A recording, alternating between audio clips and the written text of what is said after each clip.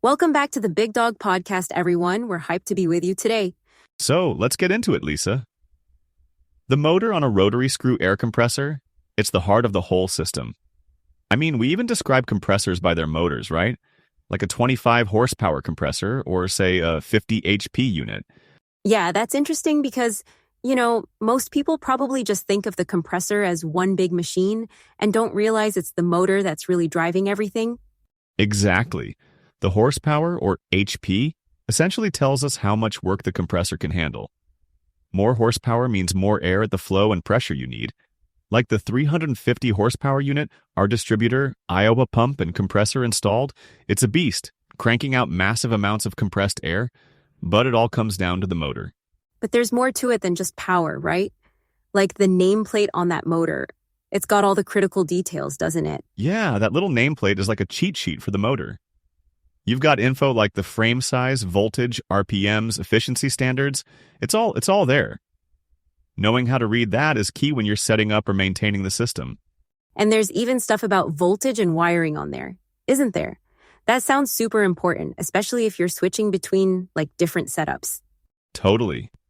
A lot of motors come with dual voltage options, so understanding that can save you a ton of headaches.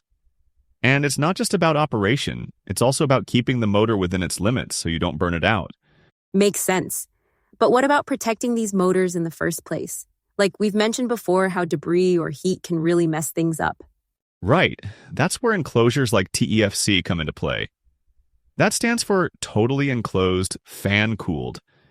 It protects the motor from dirt, debris, even moisture, while improving efficiency and extending the motor's life. It's honestly kind of a no-brainer for heavy-duty environments. And it keeps everything running smoother, longer. It's funny how something as simple as a good enclosure can make all the difference. Exactly. Without it, you're just inviting trouble. Downtime, higher costs, you name it. And here's the thing. Motors are the foundation of the whole system. Protecting them isn't optional. It's essential. So, speaking of how critical motors are, it's interesting to look at how they're evolving. For instance, induction motors have been such reliable workhorses for decades, but now we're starting to see a shift toward permanent magnet motors. What's driving that? Efficiency. Plain and simple. Permanent magnet motors are smaller, more efficient, and don't have the slip you see in induction motors. That means less energy waste. And honestly, when energy costs are climbing, every bit counts. Right, that makes sense.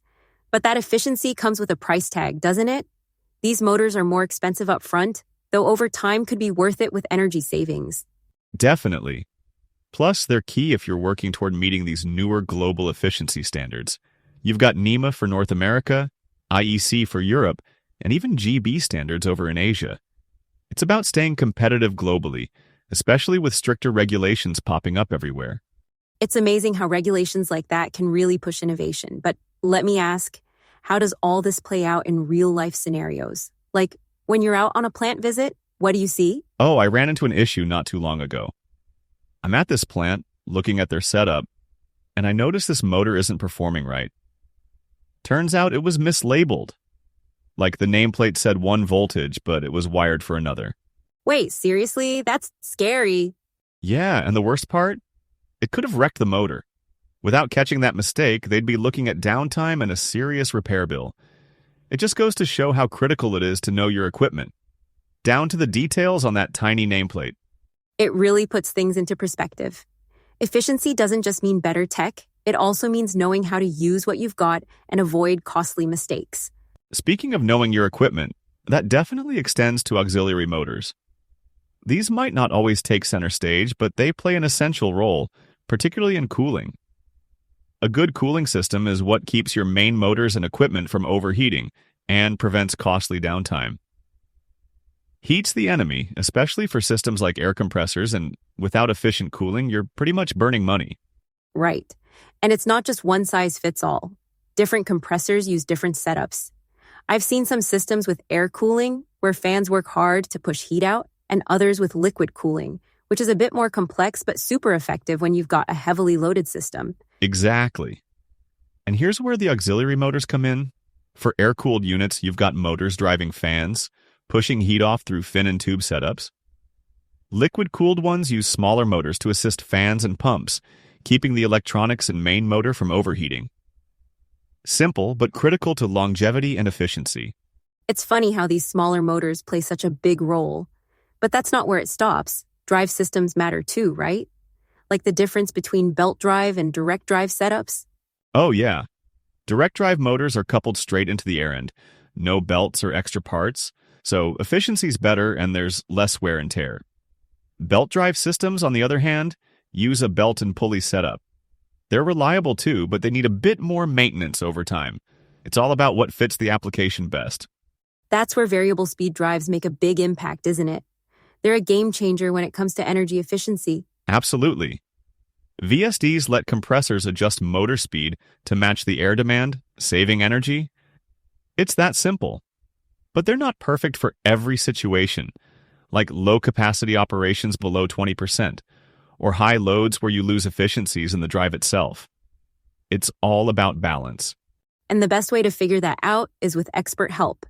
You know, I talked to a plant manager recently who worked with a local distributor to assess their compressor setup. They ended up installing a VSD unit configured by the distributor, and it cut their energy use by nearly 30%. That's a huge win. That's solid proof of how much the right setup can save. And those distributors, they know these systems inside out. They're a resource too many people overlook. Exactly. They're not just selling compressors, they're partners who can help get the most out of a system. It's about working smarter, not harder, and using the tech and people available to you. On that note, that's why staying informed is critical. It's not always about upgrading, it's about improving the efficiency of what you've already got. The knowledge, the details, and the right partnerships, that's the real game changer. And that's all for today. Great talking about this, Jason. Until next time, everyone.